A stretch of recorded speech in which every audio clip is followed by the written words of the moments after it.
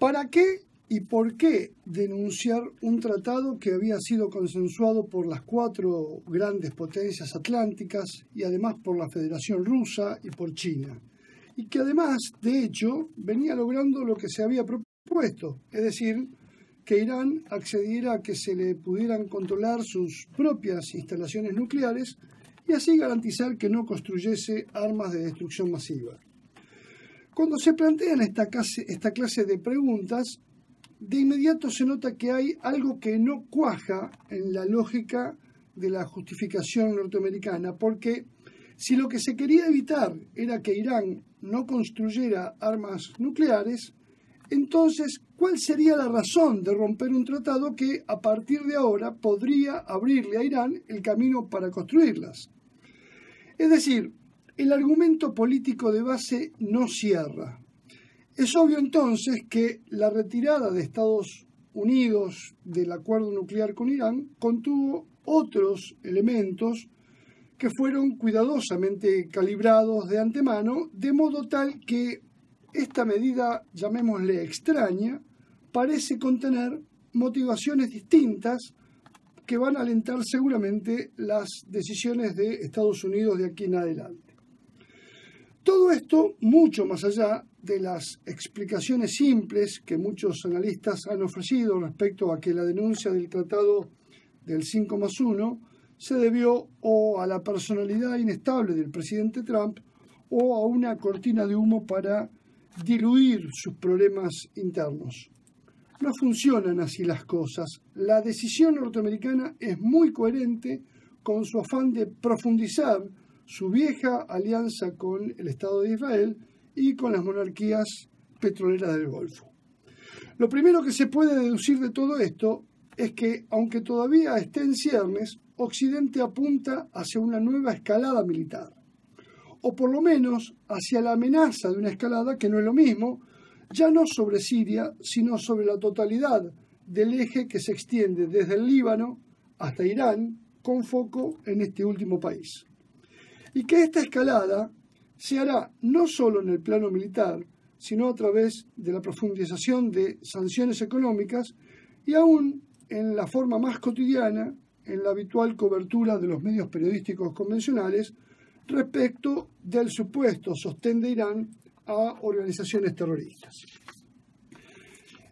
Ahora bien, esta idea de amenazar o de concurrir a una nueva escalada es muy funcional a un esquema que se ha venido dando desde el inicio del conflicto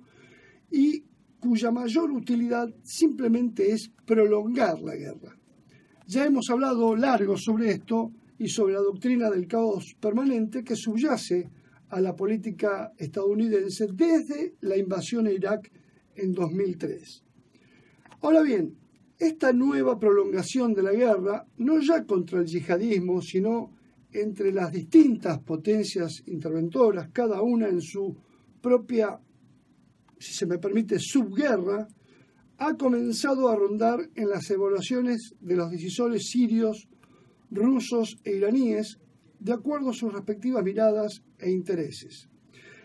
En otras palabras, cada quien, si no lo ha hecho aún, más tarde o más temprano, deberá redefinir sus propias posibilidades sobre la base de que no es previsible una salida estrictamente militar a la guerra en Siria,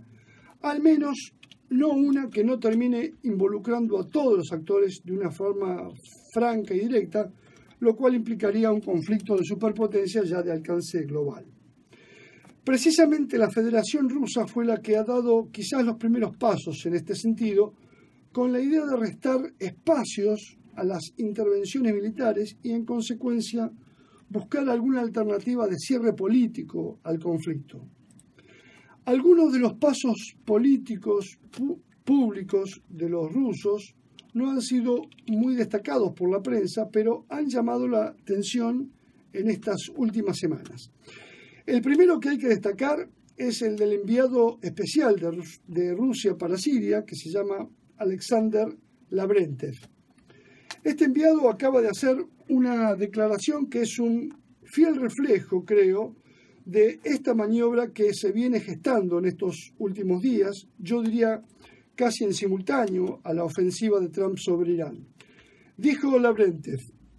la organización Daesh está en el paso previo a su derrota y ahora es el momento en el que, gradual pero integralmente, todas las unidades militares extranjeras en Siria comiencen su retiro, incluidos los estadounidenses, los turcos y los iraníes. Por otro lado,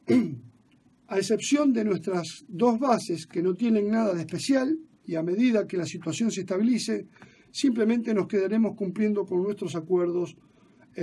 con el gobierno sirio. Como se ve, se trata de otra mirada. Como bien expresa Andrew Corbico en un artículo suyo publicado en esta semana que pasó en Eurasia Future,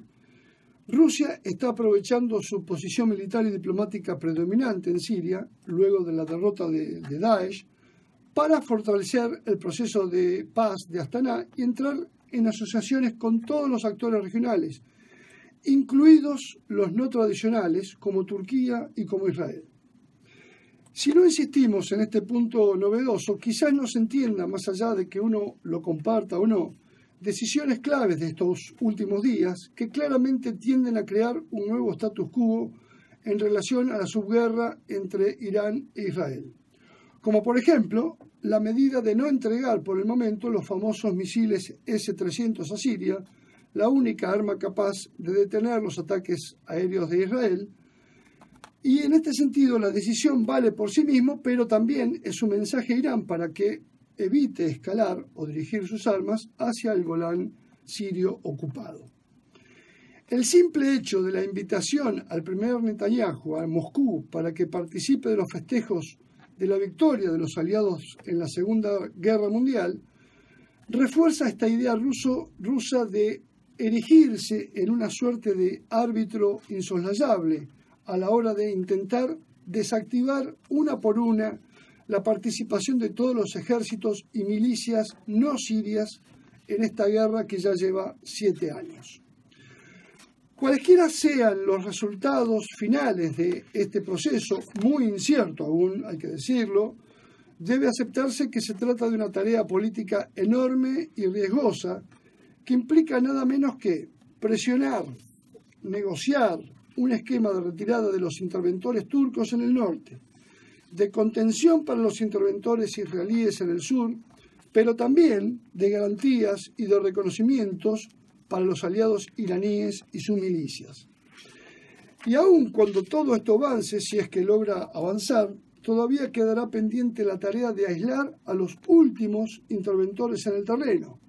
Me refiero a los estadounidenses, franceses y británicos, que han sido y son los verdaderos padrinos políticos de todo este desmadre.